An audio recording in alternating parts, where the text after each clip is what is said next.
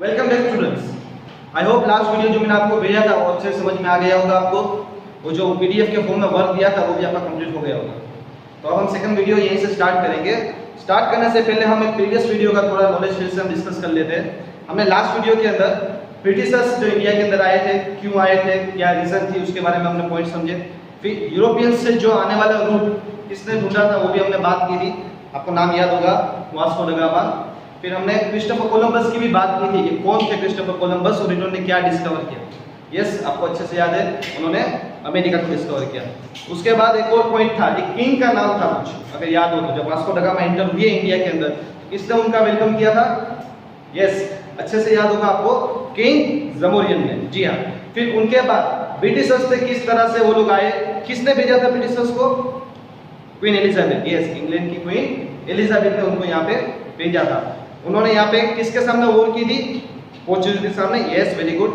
और उन्होंने 3 वॉर, उनके मैसूर के अंदर 3 वॉर हुई थी, उसके अंदर उन्होंने उनको हरा के यहाँ से आगे भेज दिया था। अब यहाँ से हम चैप्टर हमारा कंटिन्यू करेंगे और आगे का वीडियो यहाँ से आगे देखेंगे। Battle of Plassey. Siraj-ud-Dawla was ruling over Bengal. Due to his impulsive nature, he had some opponents in his state.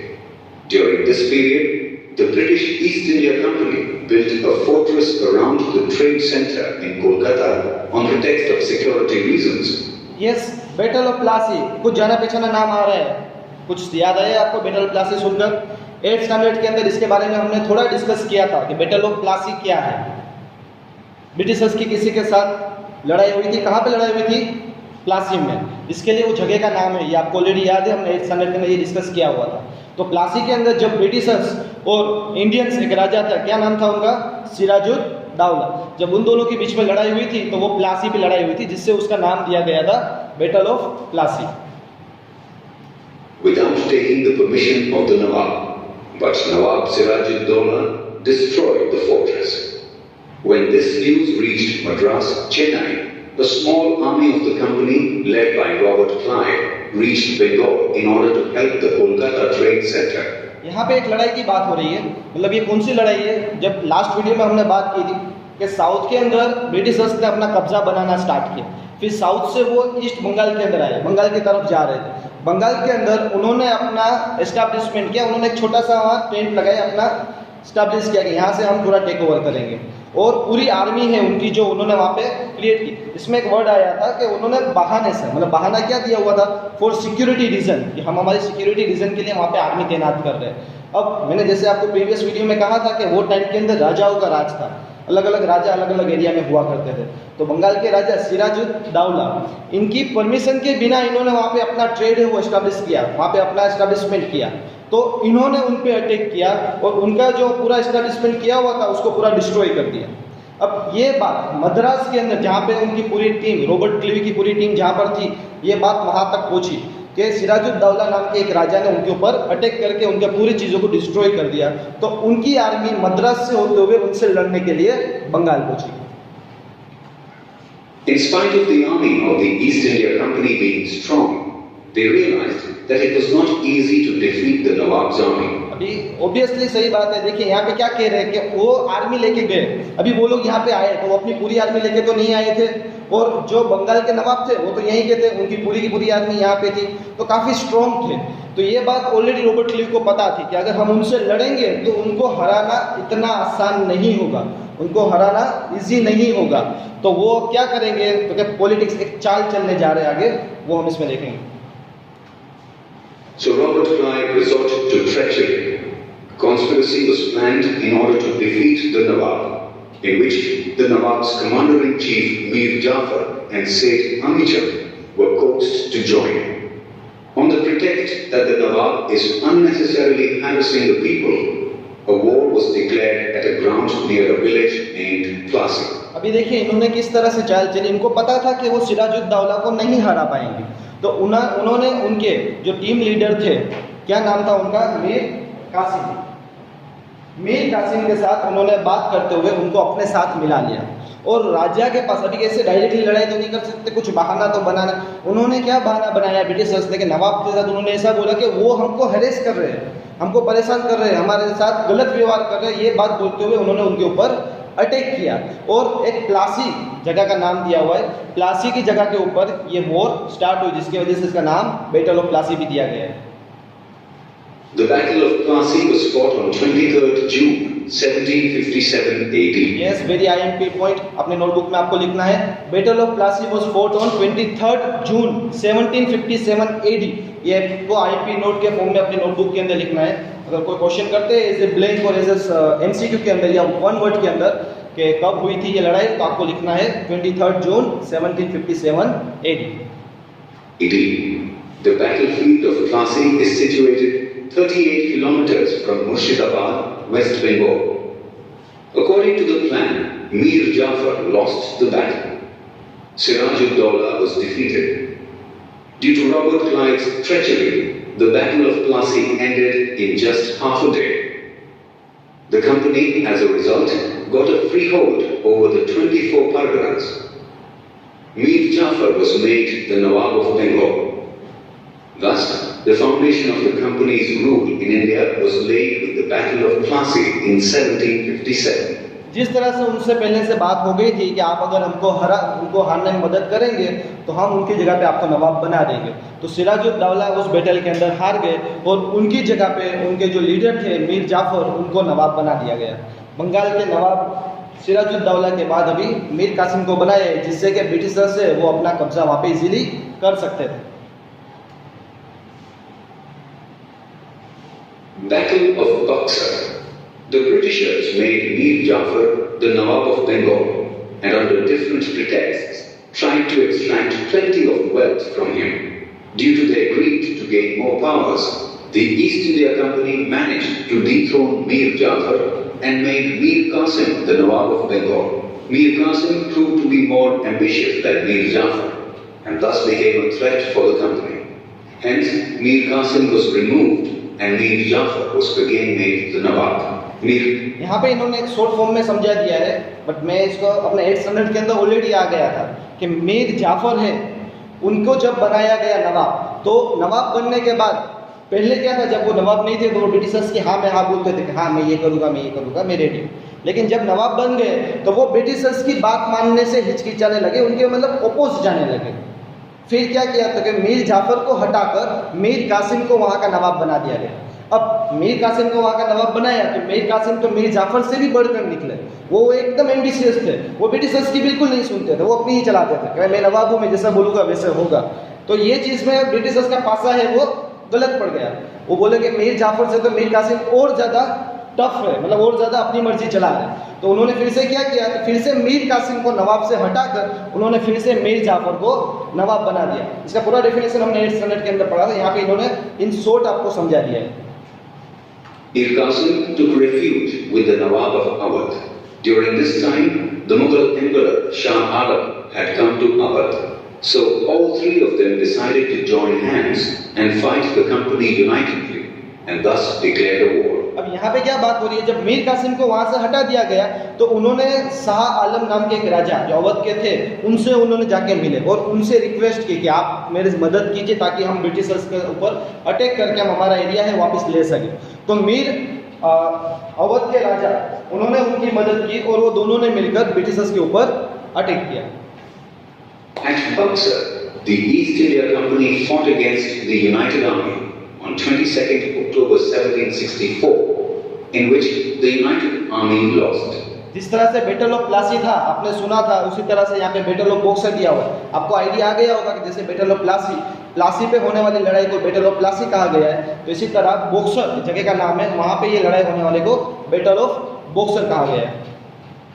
Thus, the company got the Diwani rights, that is, right to collect revenue to Bengal, Bihar and Orissa. इस लड़ाई के अंदर अवध जब ये battle of boxer की गई तो उसके अंदर नवाब है वो हार गए, ब्रिटिशर्स थे वो उसमें जीत गए। अब उन्होंने एक राइट्स लेकर आए। बेसिकली यहाँ पे क्या होता था कि अगर आप कोई भी चीज़ परचेज करते, जैसे हम अभी कैसे गवर्नमेंट को टैक्स देते हैं, तो उस टाइम पे राजा को टैक्स देते थे। तो जब ब्रिटिशर्स वो वॉर जीत गए तो वो राइट्स उन्होंने उनसे छीन लिए। उन्होंने उनसे राइट्स क्या लिए कि राइट टू कलेक्ट रेवेन्यू का जो उनका पावर था वो उन्होंने खुद ने ले लिया। उन्होंने क्या बोला कि बंगाल, बिहार और उड़ीसा ये सब में से जितना भी टैक्स आएगा वो राजा के दरबार में नहीं जाएगा, वो ब्रिटिशर्स के खजाने के अंदर जमा होगा। ये एक नया रूल ब्रिटिशर्स लेकर आए।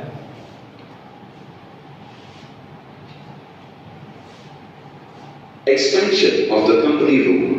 The English government passed a regulating act in 1773 AD, according to which the governor of Bengal was made the governor general, and all the trade and political activities of the company were brought under his direct control. अभी देखिए एक नई चाल लेकर आए। Expand of the company rule के अंदर ये लोग क्या लेकर आए कि जो भी राजा है, अभी बेसिकली इन्होंने क्या करा 1773 के अंदर इन्होंने हर एक जो एरिया इन्होंने कब्जा किया है वहाँ पे इन्होंने गवर्नर जनरल अपॉइंट कर दिया। मतलब क्या था कि कोई भी राजा है वो सिर्फ नाम का राजा है, उनको पूरा चलाने वाला कौन रहेगा तो कि ब्रिटिश ईस्ट इंडिया कंपनी, वो पूरा टेक ओवर करेगी। राजा सिर्फ नेम सेक के लिए कि यहाँ का ये राजा है, लेकिन टेक ओवर करने वाला, कंट्रोल करने वाला पूरा कौन होगा तो उनके वहाँ के बनाया हुआ कोई भी गवर्नर जनरल जो ब्रिटिशर्स ने वहाँ अपॉइंट किया था। इससे वो धीरे धीरे पॉलिटिक्स करने लगे, पॉलिटिक्स के अंदर भी वो अपने पैर जमाने लगे। The Mumbai Madras governor and his council were brought under him.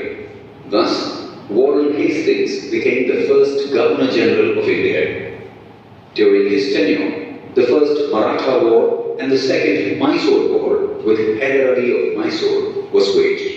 The problems for the East India Company increased because it had to face both the powers simultaneously. Cornwallis took over as Governor General after Warren Hastings. During the tenure of Cornwallis, the third Mysore War took place with Tipu Sultan, famously known as the Tiger of Mysore. ये एक IMP note के form में लिख लेना, टीपू सुल्तान को एक tiger of Mysore के form में भी बुलाया जाता है, उनका एक नाम पेट नेम जैसे दिया गया है।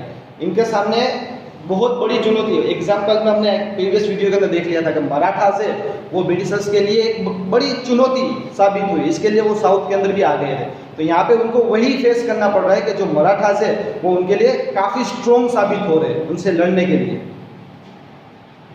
The company had to join hands with the Marathas and the Nizam to defeat the Tipu Sultan. अब क्या किया इन्होंने, उनको पता था कि इनसे लड़ेंगे तो हार जाएंगे, जीतने के चांसेस बहुत कम थे। तो उन्होंने चाल क्या चली, उन्होंने दो डिफरेंट जो राजा थे जिनकी दुश्मनी थी, बनती नहीं थी एक दूसरे से, उसमें से एक राजा से इन्होंने दोस्ती कर ली, फ्रेंडशिप कर ली, और उसकी मदद से उन्होंने दूसरे राजा के ऊपर अटैक किया उनकी आर्मी के साथ। उनकी आर्मी और इनकी आर्मी, दोनों की आर्मी ने मिलकर थर्ड पर्सन के ऊपर, सामने वाला जो राजा था उस पर अटैक करके उनको हराने की कोशिश की। Tipu could not win against the combined forces and had to accept the treaty. देखिए दोनों फोर्स जब मिलकर टीपू सुल्तान के ऊपर अटैक किया गया तो टीपू सुल्तान थे वो उनके सामने नहीं जीत पाए और हार गए। After Cornwallis, Sir John Shore became the Governor General. ये इनके नाम लिख लेना आपके नोटबुक के अंदर, खास गवर्नर जनरल ये लोग जो अपॉइंट कर रहे हैं उनके नाम आप लिख लेना अपनी नोटबुक के अंदर, जिससे कि अगर ब्लैंक्स और एमसीक्यू के फॉर्म में अगर क्वेश्चन करते हैं तो आपको इजीली लिख सकते हैं इसमें। Due to some rigid policies adopted by him, the East India Company's fame declined and Marathas became stronger. So Governor General Wellesley, who came after John Shore, got the responsibility of making the company supreme in India. For this, Wellesley introduced the subsidiary alliance system. ये लोग जो rules लेकर आए, जैसे कि आगे हमने एक रूल समझ लिया था कि उन्होंने टैक्स लेने का रूल है वो अपने अंडर में कर लिया। अब उसके बाद और स्ट्रॉन्ग होने के लिए धीरे धीरे इन्होंने वो नवाबों के जो किंगडम्स थे वो अंडर ले लिए। अब वो एक नई सब्सिडरी अलायंस सिस्टम लेकर आए। वो सब्सिडरी अलायंस सिस्टम क्या है वो आगे देखिए।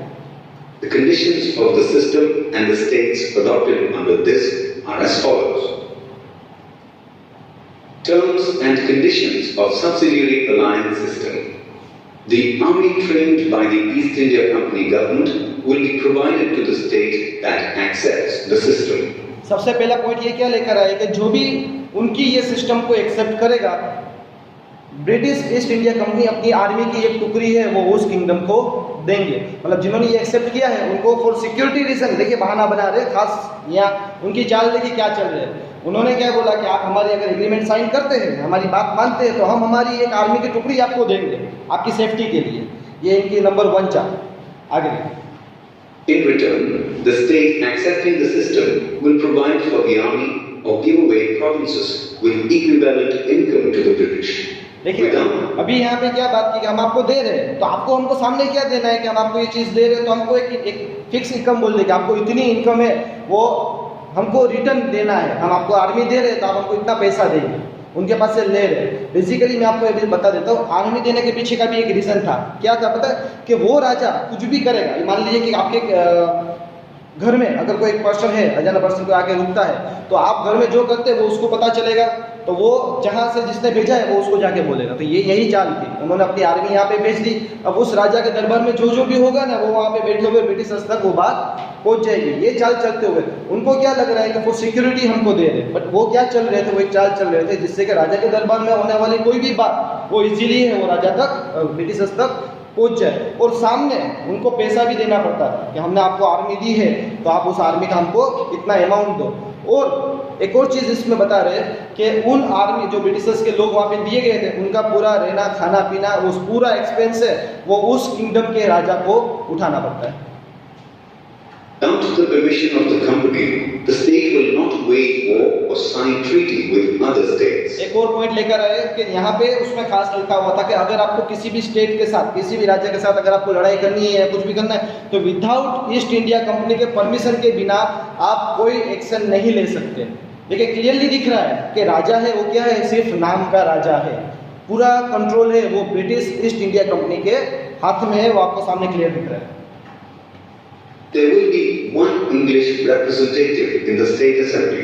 इसके बाद का एक और पॉइंट लेकर आए, उनका जो किंगडम है, किंगडम के अंदर जो दरबार है, उस दरबार के अंदर ब्रिटिशर्स का एक आदमी कंपलसरी रहेगा, एग्जीक्यूटिव, जिससे कि उनको पता चले कि उस दरबार के अंदर क्या चल रहा है।